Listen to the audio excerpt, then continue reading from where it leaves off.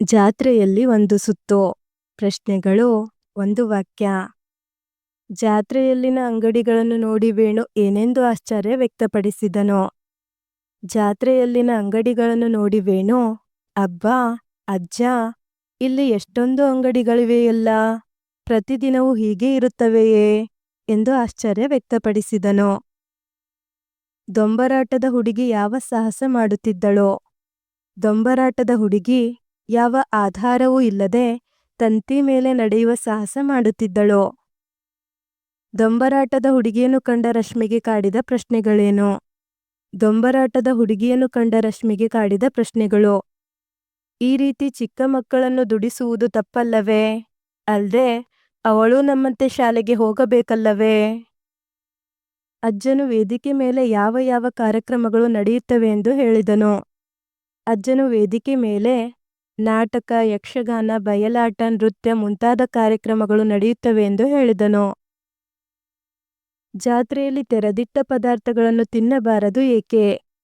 ಜಾತ್ರೆಯಲ್ಲಿ ತೆರೆದಿಟ್ಟ ಪದಾರ್ಥಗಳನ್ನು ತಿನ್ನಬಾರದು ಏಕೆಂದರೆ ಅವುಗಳ ಮೇಲೆ ಧೂಳು, ಕ್ರಿಮಿಕೀಟಗಳು ಕುಳಿತಿರುತ್ತವೆ. 2-3 ವಾಕ್ಯ. ಜಾತ್ರೆಯಲ್ಲಿ ಯಾವ ಯಾವ ಅಂಗಡಿಗಳು ಇದ್ದವು? ಜಾತ್ರೆ ಮೈದಾನದಲ್ಲಿ ಸಾಲು ಸಾಲು ಅಂಗಡಿಗಳು. ಆಟಿಕೆ ಸಾಮಾನುಗಳ, ಬಲೂನುಗಳ, ಗೊಂಬೆಗಳ, ಬಳೆಸರಗಳ, ಬೆಂಡು ಬತ್ತಾಸು, ಸಿಹಿ ತಿಂಡಿಗಳ ಅಂಗಡಿಗಳು ಒಂದೆಡೆ. ಬಟ್ಟೆ, ಪಾತ್ರೆ, ಹೂಹಣ್ಣುಗಳ ಅಂಗಡಿಗಳ ಸಾಲು ಮತ್ತೊಂದು ಕಡೆ. ಮಗದೊಂದು ಕಡೆ ಹೋಟೆಲುಗಳು, ಜೋಕಾಲಿಗಳು, ತೂಗುತೊಟ್ಟಿಲುಗಳು ಇದ್ದವು. ಜಾತ್ರೆಯಲ್ಲಿ ಬಹಳಷ್ಟು ಅಂಗಡಿಗಳು ಇರುತ್ತವೆ ಏಕೆ? ಜಾತ್ರೆಗೆ ಬಹಳಷ್ಟು ಜನ ಬರುತ್ತಾರೆ.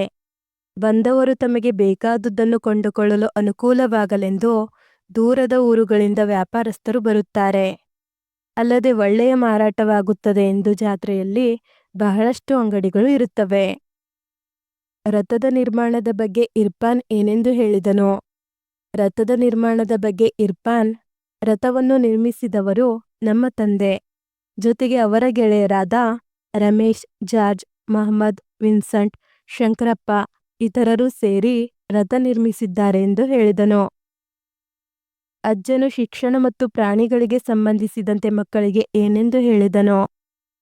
ಅಜ್ಜನು ಶಿಕ್ಷಣ ಮತ್ತು ಪ್ರಾಣಿಗಳಿಗೆ ಸಂಬಂಧಿಸಿದಂತೆ ಎಲ್ಲ ಮಕ್ಕಳಿಗೆ ಶಿಕ್ಷಣ ಸಿಗಬೇಕೆಂದು ಶಿಕ್ಷಣ ಮತ್ತು ಹಕ್ಕಿನ ಕಾಯ್ದೆ ಜಾರಿಗೆ ಬಂದಿದೆ. ಅಷ್ಟೇ ಅಲ್ಲ, ಈ ಆಟಗಳಲ್ಲಿ ಪ್ರಾಣಿಗಳನ್ನು ಬಳಸಬಾರದೆಂಬ ಕಾನೂನು ಇದೆ ಎಂದು ಹೇಳಿದರು. ರಥದ ಮುಂದೆ ಸಾಗಿದ ಕಲಾ ತಂಡಗಳು ಯಾವುವು? ರಥದ ಮುಂದೆ ಸಾಗಿದ ಕಲಾ ತಂಡಗಳು ನಂದಿಧ್ವಜ, ಕಂಸಾಳೆ, ವೀರಗಾಸೆ, ಡೊಳ್ಳು ಕುಣಿತ, ಕೋಲಾಟ, ಹಾಲಕ್ಕಿ ಕುಣಿತ, ಬ್ಯಾಂಡ್, ಓಲಗ, ತಮಟೆ, ಕಹಳೆ ವಾದಕ, ಯಕ್ಷಗಾನ ವೇಷಧಾರಿಗಳು. ಈ ಮಾತುಗಳನ್ನು ಯಾರು ಯಾರಿಗೆ ಹೇಳಿದರೋ ತಿಳಿಸಿರಿ. ಜಾತ್ರೆಯಲ್ಲೇಕೆ ಇಷ್ಟೊಂದು ಅಂಗಡಿಗಳು? ಈ ಮಾತನ್ನು ರಶ್ಮಿಯು ಅಜ್ಜನಿಗೆ ಕೇಳಿದಳು. ರಥದ ಮುಂದೆ ಸಾಗುತ್ತಿರುವ ವಿವಿಧ ವೇಷಧಾರಿಗಳು ಯಾರು? ಈ ಮಾತನ್ನು ವೇಣು ಅಜ್ಜನಿಗೆ ಕೇಳಿದನು. ಹೌದು, ಅವಳ ಧೈರ್ಯ ಸಾಹಸವನ್ನು ಮೆಚ್ಚಲೇಬೇಕು. ಈ ಮಾತನ್ನು ಇರ್ಫಾನ್ ವೇಣುವಿಗೆ ಹೇಳಿದನು. ಭಾಷಾಭ್ಯಾಸ. ಸ್ವಂತ ವಾಕ್ಯ.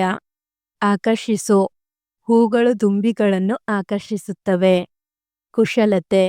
ಚನ್ನಪಟ್ಟಣದ ಗೊಂಬೆಗಳನ್ನು ಕುಶಲತೆಯಿಂದ ಮಾಡಿರುತ್ತಾರೆ. ಸೊಗಸು. ಮೈಸೂರಿನ ಅರಮನೆ ಬಲು ಸೊಗಸಾಗಿದೆ. ವೀಕ್ಷಿಸು. ಆಗುಂಬೆಯ ಸೂರ್ಯೋದಯವನ್ನು ವೀಕ್ಷಿಸಲು ಅನೇಕ ಜನರು ಸೇರಿರುತ್ತಾರೆ. ಕುತೂಹಲ. ನನಗೆ ವಿಜ್ಞಾನದ ಆವಿಷ್ಕಾರಗಳೆಂದರೆ ತುಂಬಾ ಕುತೂಹಲ. ಹೊಂದಿಸಿ ಬರೆಯಿರಿ. ಅಜ್ಜಿ, ಅಜ್ಜ, ತಾಯಿ, ತಂದೆ, ಹುಡುಗಿ, ಹುಡುಗ, ಬಾಲಕಿ, ಬಾಲಕ, ಗಂಡಸು, ಹೆಂಗಸು, ಅತ್ತೆ, ಮಾವ, ಅಣ್ಣ, ಅಕ್ಕ. ವಿರುದ್ಧಾರ್ಥಕ ಪದ. ಅನುಕೂಲ, ಅನನುಕೂಲ, ಸಂತೋಷ, ದುಃಖ, ಧೈರ್ಯ, ಅಧೈರ್ಯ, ಆಧಾರ, ನಿರಾಧಾರ, ಸಮತೋಲನ, ಅಸಮತೋಲನ, ಸನಿಹ, ದೂರ. ಕೆಳಗಿನ ಪದಗಳನ್ನು ಬಿಡಿಸಿ ಬರೆಯಿರಿ. ಓಡಾಟ. ಓಡು ಪ್ಲಸ್ ಆಟ, ಓಡಾಟ. ಬಯಲಾಟ. ಬಯಲ ಪ್ಲಸ್ ಆಟ, ಬಯಲಾಟ. ಹರ್ಷೋದ್ಗಾರ. ಹರ್ಷ ಪ್ಲಸ್ ಉದ್ಗಾರ, ಹರ್ಷೋದ್ಗಾರ. ದೊಂಬರಾಟ. ದೊಂಬರ ಪ್ಲಸ್ ಆಟ, ದೊಂಬರಾಟ. ಧನ್ಯವಾದಗಳು. 7ನೇ ತರಗತಿ ಎಲ್ಲಾ ಪಾಠಗಳ ಪ್ರಶ್ನೋತ್ತರಗಳಿಗಾಗಿ ತಪ್ಪದೆ ಪ್ಲೇಲಿಸ್ಟ್ ಅನ್ನು ನೋಡಿ. Don't forget to subscribe.